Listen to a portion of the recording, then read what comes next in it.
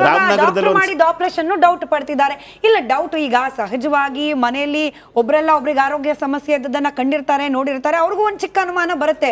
ಇವಾಗ ಬಂಡಿ ಸಿದ್ದೇಗೌಡರು ಹೇಳಿದ ಮೇಲೆ ಹೌದಲ್ವಾ, ಹಾರ್ಟ್ ಆಪರೇಷನ್ ಅಂದ್ರೆ ನಮ್ಗೆ ಗೊತ್ತಿರೋ ಹಂಗೆ ಮೇಜರ್ ಸರ್ಜರಿ, ಅದೇನ್ 4 ದಿನಕ್ಕೆ ಎದ್ದು ಬಂದ್ಬಿಟ್ರು. ನೀವ್ ಎಕ್ಸ್ಪ್ಲೈನ್ ಮಾಡ್ಬಿಡಿ ಹೈಟೆಕ್ ಟೆಕ್ನಾಲಜಿನ ಅಥವಾ ಅತ್ಯಂತ ನುರಿತ ವೈದ್ಯರ ನೀವ್ ಎಕ್ಸ್ಪ್ಲೈನ್ ಮಾಡ್ಬಿಡಿ. ಒಂದ್ ನಿಮಿಷದಲ್ಲಿ ಎಕ್ಸ್ಪ್ಲೈನ್ ಮಾಡಿ ಏನಾಗಿತ್ತು ಆಕ್ಚುಲಿ ಕುಮಾರಸ್ವಾಮಿ ಅವರಿಗೆ. ಶಾಸಕರಿಗೆ ನೋಡಿ ಎಕ್ಸ್ಪ್ಲೈನ್ ಮಾಡೋದ್ಕಿಂತ ಆ ಒಂದು ಪ್ರಾಸೆಸ್ ಇರುತ್ತೆ. ಇಷ್ಟು ವರ್ಷದ ಒಂದು ಸರ್ಜರಿ ಆದಾಗ ರೀಪ್ಲೇಸ್ಮೆಂಟ್ಗಳು ಕೆಲವೊಂದು ಅದೊಂದು ಮೆಡಿಕಲ್ ಟರ್ಮ್ಸಲ್ಲಿ ಇರುತ್ತೆ. ಅದಕ್ಕೆ ಯಾವ್ಯಾವ ಕಂಟ್ರಿಯಿಂದ ಡಾಕ್ಟರ್ಸ್ ಬಂದು ಅದಕ್ಕೇನು ಆ ಒಂದು ಮೆಡಿಸನ್ ಏನು ಪ್ರಾಪರ್ ಮೆಡಿಸನ್ ಮಾಡಬೇಕು ಅಂತ ಮಾಡಿದ್ದಾರೆ. ನಾನು ಆಗಲೇ ಹೇಳಿದ್ದೀನಿ, ಯಾವ ಶತ್ರುನು ಹಾಸ್ಪಿಟ್ಲಿಗೆ ಹೋಗಿ ಬರ್ಬೇಕಂತ ಯಾರು ಅಲ್ಲಿ ಅವ್ರ ಎಕ್ಸಾಂಪಲ್ ಕೊಡುವಾಗ್ಲೂ ಬಹಳ ಚೆನ್ನಾಗಿ ಕೊಟ್ಟರು. ನೀವು ಗಮನಿಸಿರ್ಬೋದು, ಅವ್ರ ಮಿತ್ರ ಅಂದ್ರೆ ಕುಮಾರಸ್ವಾಮಿ ಅವರ ಮಿತ್ರ ಚಲುವರಾಯಸ್ವಾಮಿ ಅವ್ರಿಗೂ ಸೇಮ್ ಅಂದ್ರೆ ಆರೋಗ್ಯ ಸಮಸ್ಯೆ ಇರೋದಂತೆ. ಅವ್ರು ಒಂದ್ಸತಿಗೆ ಆಸ್ಪತ್ರೆಗೆ ಹೋದ್ರೆ 1 ತಿಂಗಳಾದ್ರೂ ಹೇಳೋದಿಲ್ಲ. ಕುಮಾರಸ್ವಾಮಿ ಅವರು 3-4 ಸತಿ ಹೋದ್ರು ಚುನಾವಣೆ ಸಂದರ್ಭದಲ್ಲಿ, ರಾಜ್ಯಾದ್ಯಂತ ಪ್ರವಾಸ ಮಾಡಕ್ ಶುರು ಮಾಡ್ಬಿಡ್ತಾರೆ. ಏನ್ ಗೊತ್ತಾ, ಒಂದು ಬುದ್ಧಿವಂತನ್ಗೆ ಏನಾದ್ರೂ ಒಂದ್ ಸ್ವಲ್ಪ ಹೇಳಿದ್ರೆ ಅರ್ಥ ಮಾಡ್ಕೊಂತಾರೆ. ಅಂತ ಪೆದ್ದ ಶಾಸಕರಿಗೆ ಗೊತ್ತಾಗ್ಬೇಕಲ್ಲ. ಕುಮಾರಣ್ಣವರು ಚೆನ್ನೈ ಆಸ್ಪತ್ರೆಗೆ ಎಲ್ಲರಿಗೂ ಗೊತ್ತಿದೆ. ಅದ್ರಲ್ಲಿ ಏನ್ ರಾಜಕೀಯ ಮಾಡೋದೇನಿದೆ? ಈಗ ಕಾಂಗ್ರೆಸ್ನವರು ಏನೋ ಆ ತರ ಅನ್ಕೋಬಾರ್ದು. ಯಾರು ಆಸ್ಪತ್ರೆಗೆ ಅಡ್ಮಿಟ್ ಆದ್ರು ನಾವೆಲ್ಲ ಮರುಕಪಡಲ್ವಾ? ಯಾವತ್ತು ಒಂದು ಜೀವದ ಮೇಲೆ ರಾಜಕಾರಣ ಮಾಡ್ಲಿಕ್ಕೆ ಹೋಗ್ಬಾರ್ದು. ಆಸ್ಪತ್ರೆ ಇಟ್ಕೊಂಡು ಕುಮಾರಣ್ಣ ಅವ್ರು ರಾಜಕಾರಣ ಮಾಡ್ಬೇಕಾ? ನಾನು ಹೇಳ್ತೀನಿ ಅಭಿವೃದ್ಧಿ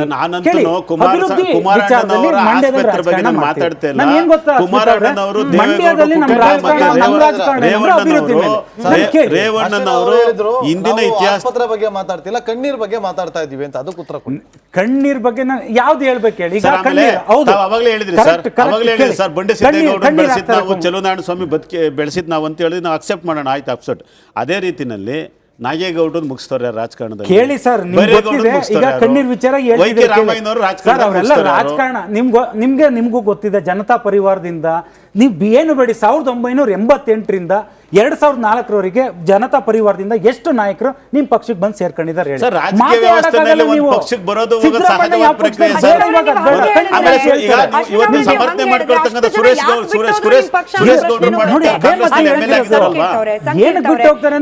ಕುಮಾರಸ್ವಾಮಿ ಅವರು ಇವತ್ತು ಒಂದ್ ಮಾತು ಹೇಳ್ತಾರೆ, ನಮ್ ತಂದೆ ಆರೋಗ್ಯದಲ್ಲಿ ಏನೇನ್ ಸಮಸ್ಯೆ ಆಗಿತ್ತು ಅದಕ್ಕೆ ಹೆಂಗ್ ಪರಿಹಾರ ಕಂಡ್ಕೊಂಡ್ವಿ ಅಂತ ಹೇಳಿ ನಾವು ಪ್ರೂವ್ ಮಾಡೋ ಅವಶ್ಯಕತೆ ಇಲ್ಲ. ಅಂದ್ರೆ ರಾಜಕಾರಣ ವ್ಯವಸ್ಥೆಯಲ್ಲಿ ಎಂತೆಂತ ಮ್ಯಾಟರ್ಗಳ ಚರ್ಚೆಗೆ ಬಂದ್ಬಿಡುತ್ತೆ ಅಂತಂದ್ರೆ 1 ವಾರದ ಅವಧಿಯಲ್ಲಿ ನಮ್ಗೆ ಹೇಳ್ಕೊಳ್ಳಿಕ್ ಬೇಸರ ಆಗುತ್ತೆ. ಕಾಂಗ್ರೆಸ್ನ ಶಾಸಕರುಗಳು ಬಳಸ್ತಾ ಇರತಕ್ಕಂತ, ಕಾಂಗ್ರೆಸ್ನ ನಾಯಕರು ಬಳಸ್ತಾ ಇರತಕ್ಕಂತ ಅನ್ಪಾರ್ಲಿಮೆಂಟ್ರಿ ಅಥವಾ ಚುನಾವಣೆಯಲ್ಲಿ ಅವಶ್ಯಕತೆಯೇ ಇಲ್ಲದಂತಹ ಮಾತುಗಳ ಬಗ್ಗೆ 3 ಡಿಬೇಟ್ ಆಗೋಯ್ತು ನಮ್ಮಲ್ಲಿ.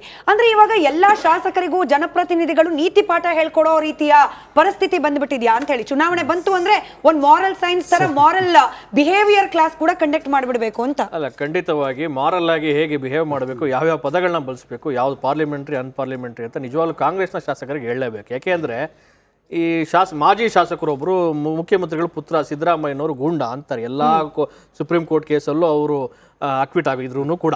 ಅದಲ್ಲದೆ ನಮ್ಮ ಇದಕ್ಕಿಂತ ಮುಂಚೆ ಇದನ್ನೆಲ್ಲ ಬಿಡಿ, ಆಮೇಲೆ ಈ ಅಮಿತ್ ಶಾ ಅವ್ರ ಬಗ್ಗೆ ಯಾವ್ದು ಪ್ರಕರಣಗಳು ಇರ್ಲಿಲ್ವಾ ಸರ್? ಗುಜರಾತ್ ನೋಡಿ, ನಮ್ಮ ರಾಜ್ಯದ ನಮ್ಮ ದೇಶದ ಗೃಹ ಸಚಿವರ ಬಗ್ಗೆ, ಪ್ರಧಾನಿಗಳ ಬಗ್ಗೆ ಮಾತಾಡ್ಬೇಕಾದ್ರೆ ನಾಲ್ಗೆ ಮೇಲೆ ಸ್ವಲ್ಪ ಕಿಂಚಿತಾದ್ರೂ ಹತೋಟಿ ಅನ್ನೋದು ಇರಬೇಕು. ಇವಾಗ ಮಧ್ಯೆ ಮಾತಾಡಿಲ್ಲ, ಈಗ ಮಧ್ಯೆ ಮಾತಾಡಿಲ್ಲ ಕೇಳಿ. ಕಾಂಗ್ರೆಸ್ನ ಚಾಳಿ ಇದು. ಸಿದ್ದರಾಮಯ್ಯನವರು ಏನಂತಾರೆ, ನಮ್ಮ ರಾಷ್ಟ್ರಪತಿಗಳಿಗೆ ಅವಳು ಇವಳು ಏಕವಚನದಲ್ಲಿ ಮಾತಾಡ್ತಾರೆ, ರಾಷ್ಟ್ರಪತಿಗಳಿಗೆ ಏಕವಚನದಲ್ಲಿ ಮಾತಾಡ್ತಾರೆ. ಇದೆಲ್ಲ ಕಾಂಗ್ರೆಸ್ ಚಾಳಿ. ಆಮೇಲೆ ಕಾಂಗ್ರೆಸ್ ಶಾಸಕರೊಬ್ರು ಹೇಳ್ತಾರೆ, ಧಮಕಿ ಹಾಕ್ತಾರೆ, ನೀವೇನಾದ್ರು ನಮಗೆ ವೋಟ್ ಕೊಟ್ಟಿಲ್ಲ ಅಂದ್ರೆ ನಿಮ್ಮ ಎಲ್ಲಾ ಗ್ಯಾರಂಟಿಗಳನ್ನ ನಿಲ್ಲಿಸ್ತೀವಿ ಅಂತ. ಸೊ ಈ ರೀತಿಯ ಚಾಳಿ ಕಾಂಗ್ರೆಸ್ಗೆ ಹೊಸ. ಯಾಕೆ ಅಂದ್ರೆ ಕಾಂಗ್ರೆಸ್ನವ್ರ ಹತ್ರ ಜನರ ಹತ್ರ ಹೋಗಿ ಮಾತಾಡಕ್ ವಿಷಯಗಳೇ ಇಲ್ಲ. ಏನೋಗಿ ಹೇಳ್ತಾರೆ, ಬೆಂಗಳೂರಲ್ಲಿ ಕುಡಿಯೋ ನೀರು ಕೊಟ್ಟಿಲ್ಲಪ್ಪ ನಮಗೆ ವೋಟ್ ಹಾಕಿ ಅಂತ ಕೇಳ್ತಾರ. ಬ್ರ್ಯಾಂಡ್ ಬೆಂಗಳೂರು ಮಾಡಿದೀವಿ, ನಾವೇನೋ ಮಾಡೋಕ್ಕಾಗಿಲ್ಲ, ಅಭಿವೃದ್ಧಿಗೆ ನಮ್ಮ ಹತ್ರ ಹಣ ಇಲ್ಲ ಅಂತ ಹೋಗಿ ಹೇಳ್ತಾರ. ಕಾಂಗ್ರೆಸ್ನವ್ರ ಹತ್ರ ವಿಷಯಗಳೇ ಇಲ್ಲ, ಅವ್ರ ಹತ್ರ ಮಾತಾಡೋಕೆ ವಿಷಯ ಇಲ್ಲ. ಅದಕ್ಕೋಸ್ಕರ ಈ ರೀತಿಯ ಒಂದು ನಾಲ್ಗೆ ಹರಿಬಿಡುವಂಥ ಕೆಲಸವನ್ನ ಮಾಡ್ತಾರೆ. ಶಿವರಾಜ್ ತಂಗಡಿಗೆ ಕಪಾಳ ಕೊಡಿರಿ ಅಂತಾರೆ. ಸೊ ಈ ರೀತಿ ಕಾಂಗ್ರೆಸ್ ಅವರಿಗೆ ಇದು ಬಳುವಳಿಯಾಗಿ ಬಂದಿದೆ. ಇವರು ರಾಷ್ಟ್ರೀಯ ಅಧ್ಯಕ್ಷರು ಹಾವು ಏನ್ ನೆಕ್ ನೋಡ್ಬೇಕಾ ವಿಷಯ ಇದೆ ಅಂತ ಹೇಳ್ತಾರೆ. ರಾಹುಲ್ ಗಾಂಧಿ ಮಂಡ್ಯಗೆ ಬರೋಣ. ಈಗ ಒಂದು ವೇಳೆ ಸುಮಲತಾ ಅಂಬರೀಶ್ ಅವರು ನಾಡಿದ್ದು ತಮ್ಮ ನಿಲುವು ಪಕ್ಷೇತರವಾಗಿ ನಿಲ್ತೀನಿ ಅಂತ ಹೇಳಿದ್ದೇ ಆದ್ರೆ ಬಿಜೆಪಿ ಏನ್ ಮಾಡುತ್ತೆ? ಬಿಜೆಪಿಗೂ ಮುಜುಗರನೇ ಅದು. ಹಂಗಾದ್ರೆ ವಿಜೇಂದ್ರ ಅವ್ರು ಹೋಗಿ ಮಾತಾಡ ಜಸ್ಟ್ ಸ್ಪೆಕ್ಯುಲೇಟ್ ಏನ್ ಮಾಡ್ತೆ ಸುಮಲತಾ ಅವರು ಭಾರತೀಯ ಜನತಾ ಪಾರ್ಟಿ ಜೊತೆ ಸೇರ್ಕೋತಾರೆ, ಅವರು ಭಾರತೀಯ ಜನತಾ ಪಾರ್ಟಿಲಿ ಇರ್ತಾರೆ ಅನ್ನೋ ಒಂದು ಅಭಿಪ್ರಾಯ ನಾವು ಈಗಲೂ ಇದೀವಿ, ಮುಂದೆ ಕೂಡ ಇರ್ತೀವಿ. ಅವ್ರು ಹೇಳೋ ನಮಗೆ ಸ್ಥಾನಮಾನ ಬೇಡ, ನನ್ನ ಮಂಡ್ಯಗೋಸ್ಕರ ನಾನು ಏನ್ ಬೇಕಾದ್ರೂ ಮಾಡೋದಕ್ಕೆ ಸಿದ್ಧ, ಮಂಡ್ಯನ ನನಗೆ ಗೆಲ್ಸ್ಕೊಡಿ. ಅದು ಅವರ ವೈಯಕ್ತಿಕ ಹೇಳಿಕೆ, ಅವರು ಯಾವ ಕಂಟೆಸ್ಟ್ ಹೇಳಿ ನನಗೆ ಗೊತ್ತಿಲ್ಲ. ಆದರೆ ಸುಮಲತಾ ಅವರ ಜೊತೆಗೆ ರಾಜ್ಯಾಧ್ಯಕ್ಷರು ವಿಜೇಂದ್ರ ಅವರು ಹೋಗಿ ಭೇಟಿ ಮಾಡಿದಾಗಲೂ ಕೂಡ ನೀವು ಪಕ್ಷಕ್ಕೆ ಆಹ್ವಾನವನ್ನು ಕೊಟ್ಟಿರೋದಂತೂ ನಿಜ. ಅವರು ಬನ್ನಿ ನಮ್ಮ ಪಕ್ಷದಲ್ಲೇ ಇರ್ತಾರೆ ಅನ್ನೋ ಭರವಸೆ ಕೂಡ ಇದೆ. ಯಾಕೆ ಅಂದ್ರೆ ಒಂದು ರಾಷ್ಟ್ರೀಯ ಪಕ್ಷವಾಗಿ ಅವರು ನಮ್ಮ ಅಲಯನ್ಸಲ್ಲಿ ಇಲ್ಲದೇ ಇದ್ರೂ ಕೂಡ ಏಕೈಕ ವ್ಯಕ್ತಿಗೆ ನಾವು ಬಾಹ್ಯ ಬೆಂಬಲವನ್ನ ಘೋಷಿಸಿದಂತ ಭಾರತೀಯ ಜನತಾ ಪಾರ್ಟಿ ಮಂಡ್ಯ ಕ್ಷೇತ್ರಕ್ಕೆ. ಸೊ ಹಾಗಾಗಿ ಆ ಒಂದು ಕಟ್ಟೆಸಿ ಅವ್ರಿಗಿದೆ ಅಂತ ಅನ್ಸುತ್ತೆ, ಆ ಒಂದು ಕೃತಜ್ಞತೆ ಕೂಡ ಅವ್ರಿಗೆ ಇದೆ ಅನ್ಸುತ್ತೆ. ಎಲ್ಲಾ ಕಾರ್ಯಕರ್ತರು ಅನ್ಕಂಡೀಷನಲಿ ಭಾರತೀಯ ಜನತಾ ಪಾರ್ಟಿ ಆಗ್ಲೂ ನನ್ಗೆ ಹೇಳಿದ್ರು, ಅಮಿತ್ ಶಾ ಅವ್ರನ್ನ ಮೀಟ್ ಮಾಡಿದೆ, ಆಗ್ಲೂ ನನ್ಗೆ ಹೇಳಿದ್ರು ಒಳ್ಳೆ ಸ್ಥಾನಮಾನ ಕೊಡ್ತೀವಿ ಅಂತ ಹೇಳಿದಾರೆ. ಆದ್ರೆ ನನಗ್ ಸ್ಥಾನಮಾನ ಸಿಗುತ್ತೆ, ನನ್ನನ್ನ ಗೆಲ್ಲಿಸಿ ಕೊಟ್ಟು ಬಂದ ಕಾರ್ಯಕರ್ತರಿಗೆ ಏನ್ ಸಿಕ್ಕಂಗಾಗತ್ತೆ, ಅಲ್ಲಿ ಮೋಸ ಮಾಡ್ದಂಗಾಗತ್ತೆ ಅಂತ ಅವರು ಇಂಡೈರೆಕ್ಟ್ ಆಗಿ ಹಿಂಟ್ ಕೊಟ್ಟಿದ್ದಾರೆ. ಈಗ ಲಕ್ಷಾಂತರ ಜನ ಅಂಬರೀಷ್ ಅಭಿಮಾನಿಗಳಿದ್ದಾರೆ, ಸುಮಲತಾ ಅವರಿಗೆ ಬೆಂಬಲ ಮಾಡೋದಂತಾರೆ. ನಮ್ದೇ ಒಂದು 2.5 ಲಕ್ಷ ಓಟ್ ಇದೆ ಮಂಡ್ಯದಲ್ಲಿ, ನಮ್ಮ ಕ್ಯಾಂಡಿಡೇಟ್ ನಿಂತಾಗಲೂ 2.5-2.25 ಲಕ್ಷ ಓಟ್ ನಮಗೆ ಬಿದ್ದಿತ್ತು. ಸೊ ಅವರೆಲ್ಲರೂ ಸೇರಿ ಸುಮಲತಾ ಅವರು ಕೆಲಸ ಮಾಡಿರುವಂಥದ್ದು ನಿಜ. ಹಾಗಾಗಿ ಅವರ ನಿಲುವು ಏನಾಗಿರುತ್ತೆ ಅಂತ ಹೆಚ್ಚಿಗಾಗಿ ಅವ್ರು ಭಾರತೀಯ ಜನತಾ ಪಾರ್ಟಿ ಜೊತೆಗೆ ಇರ್ತಾರೆ, ನಮ್ಮ ಜೊತೆಗೆ ಇರ್ತಾರೆ ಅನ್ನೋ ಒಂದು ಭರವಸೆಲೆ ನಾವಿದ್ದೀವಿ. ಕ್ಯಾಪ್ಟನ್ ಅರ್ಜುನ್ ಕೊಂದಿದ್ದು ಯಾರು? ಅವ್ರ ನರೇಟಿವ್ ಎಲ್ಲಿ ತಂದಿಟ್ಟಿದ್ದಾರೆ ಅಂತಂದ್ರೆ ಸಂಪತ್ತನ್ನ ಹಂಚಿಬಿಡೋದು ಅಂತ. ಇದು ಸ್ಟುಡಿಯೋ ಟಿಪ್ಪು ಜಯಂತಿ ಮಾಡಕ್ಕೆ ಅವ್ರಿಗೆ ಖಂಡಿಸಿದ್ರು. Very nice. ಯಾರು ತಪ್ಪು ಮಾಡಿರೋದಿಲ್ಲಿ? ಓಲೈಕೆ ಹೇಳಿಕೆ ಇದು ಅಂತ ಹೇಳಿ ಯಾಕೆ ಪರಿಗಣಿಸಬಾರ್ದು? I.N.I. ವೇದಿಕೆ ಇದು ಫೋಟೋ ಡಿಬೇಟ್ ಅಲ್ಲ, ಎಲ್ಲರದು ಒಂದು ಟೈಮ್. ನಿಮ್ಮ ಸಮಯ ಮುಗಿದಿದೆ.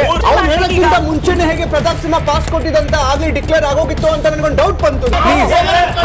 ಸಾಕು ನಿಲ್ಸಿ. ಕೆಟ್ಟ ಪದ ಬಳಕೆ ಕಾಂಬಿನೇಷನ್ ಇಟ್ಟಿಲ್ಲ ನಾವಿಲ್ಲಿ.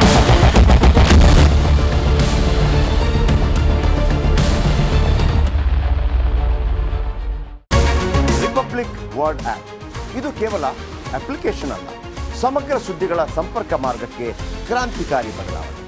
ರಿಪಬ್ಲಿಕ್ ವರ್ಡ್ ಆಪ್ ಕೇವಲ ಸುದ್ದಿ ಅಪ್ಲಿಕೇಶನ್ ಪರಿಚಯಿಸ್ತಾ ಇಲ್ಲ, ಬದಲಾಗಿ ಡಿಜಿಟಲ್ ಸುದ್ದಿ ಬಳಕೆಯ ಹೊಸ ಯುಗಕ್ಕೆ ನಾಂದಿ ಹಾಡ್ತಾ ಇದೆ. ಇದೊಂದು ಬ್ರೇಕಿಂಗ್ ನ್ಯೂಸ್, ಪ್ರಭಾವಶಾಲಿ ಕಾರ್ಯಕ್ರಮಗಳಿಗೆ ಗಟ್ಟಿಯಾದ ನ್ಯೂಸ್. ಇಲ್ಲಿ ಕೇವಲ ತಾಜಾ ಸುದ್ದಿ, ಅದರ ನೇರ ಪ್ರಸಾರ ಮತ್ತು ಚರ್ಚೆಗಳಿಗೆ ಮಾತ್ರ ಅವಕಾಶ. ರಿಪಬ್ಲಿಕ್ ವರ್ಲ್ಡ್ ಆಪ್ ಡೌನ್ಲೋಡ್ ಮಾಡಿಕೊಳ್ಳಿ. ಗೂಗಲ್ ಪ್ಲೇಸ್ಟೋರ್ ಮತ್ತು ಆಪಲ್ ಆಪ್ ಸ್ಟೋರ್ನಲ್ಲಿ ಲಭ್ಯವಿದೆ. ನಮಸ್ಕಾರ, ಕರ್ನಾಟಕ ಪ್ರೈಮ್ ಟೈಮ್ಗೆ ಸ್ವಾಗತ. ನಾನು ಜಯಪ್ರಕಾಶ್ ಶೆಟ್ಟಿ. ಇಡೀ ಕರುನಾಡು ಇವತ್ತು ರೆಬೆಲ್ ಆಗಿ ನಿಂತಿದೆ. ಈ ಹಗರಣಗಳನ್ನು ಸದನದಲ್ಲಿ ಪ್ರಸ್ತಾಪ ಮಾಡಲು ಕೂಡ ಕಾಂಗ್ರೆಸ್ ಹಿಂದೇಟು ಹಾಕಿದ್ದೇಕೆ? ನಿಮ್ಗೆ ಸಂಬಳ ಅದಕ್ಕೆ, ನಿಮಗೆ ವಾಹನ ಅದಕ್ಕೆ, ನಿಮಗೆ ವೆಪನ್ ಅದಕ್ಕೆ, ನೀವು ಅದನ್ನು ಸೆರೆ ಹಿಡಿಬೇಕಾಗಿತ್ತು. ನೀವು ವಿದ್ಯುತ್ ಬರ ಇದೆ ಅಂತ ಹೇಳ್ತಾ ಇದ್ದೀರಿ, ಎಲ್ಲಿ ಬರ ಇದೆ ನೀವು ಹೇಳಬೇಕು. ಪಾಕಿಸ್ತಾನ್ ಆಕ್ಯುಪೈಡ್ ಕಾಶ್ಮೀರ್ ಅದು ಎಂದೆಂದಿಗೂ ನಮ್ಮದು. 40 ಮೆಷಿನ್ಗಳು ತಂದಿತ್ತು ನೋಟ್ ಎಣಿಸುವುದಕ್ಕೆ, ಅದೇ ಹಾಳಾಯಿತು. ಮಥುರಾದ ಗಲಾಟೆ ಇದೆಯಲ್ಲ, ಅದು ಸ್ಥಳೀಯವಾಗಿ ಕೂತು ಪರಿಹರಿಸಬಹುದಾದಂಥ ಕಾನೂನಿದೆ. ಗ್ಯಾರಂಟಿ ಯೋಜನೆಯಿಂದ ನಷ್ಟ ಆಗಿದೆ, ಲಾಭ ಆಗಿದೆ, ದಯವಿಟ್ಟು ಹೇಳಿ. Dawood Ibrahim most wanted criminal ಯಾವಾಗಾದ ಅಂದರೆ ಇಲ್ಲಿ ತನಕ ಭಾರತ ದೇಶದಲ್ಲಿ ಓರ್ವ ದಲಿತ ಪ್ರಧಾನಿಯಾದಂಥ ಇತಿಹಾಸವೇ ಇಲ್ಲ. ರಿಪಬ್ಲಿಕ್ ವರ್ಲ್ಡ್ ಆಪ್ ಇದು ಕೇವಲ ಅಪ್ಲಿಕೇಶನ್ ಅಲ್ಲ, ಸಮಗ್ರ ಸುದ್ದಿಗಳ ಸಂಪರ್ಕ ಮಾರ್ಗಕ್ಕೆ ಕ್ರಾಂತಿಕಾರಿ ಬದಲಾವಣೆ. ರಿಪಬ್ಲಿಕ್ ವರ್ಲ್ಡ್ ಆಪ್ ಕೇವಲ ಸುದ್ದಿ ಅಪ್ಲಿಕೇಶನ್ ಅನ್ನ ಪರಿಚಯ ಮಾಡ್ತಾ ಇಲ್ಲ, ಬದಲಾಗಿ ಡಿಜಿಟಲ್ ಸುದ್ದಿ ಬಳಕೆಯ ಹೊಸ ಯುಗಕ್ಕೆ ನಾಂದಿ ಹಾಡ್ತಾ ಇದೆ. ಇದೊಂದು ಬ್ರೇಕಿಂಗ್ ನ್ಯೂಸ್, ಪ್ರಭಾವಶಾಲಿ ಕಾರ್ಯಕ್ರಮಗಳಿಗೆ ಗಟ್ಟಿಯಾದ ವೇದಿಕೆ. ರಿಪಬ್ಲಿಕ್ ವರ್ಲ್ಡ್ ಅಪ್ಲಿಕೇಶನ್ ಈಗ ಲೈವ್ ಆಗಿದೆ. ಗೂಗಲ್ ಪ್ಲೇಸ್ಟೋರ್ ಮತ್ತು ಆಪಲ್ ಆಪ್ ಸ್ಟೋರ್ ಎರಡರಲ್ಲೂ ಲಭ್ಯವಿದೆ. ಈಗಲೇ ಡೌನ್ಲೋಡ್ ಮಾಡಿ.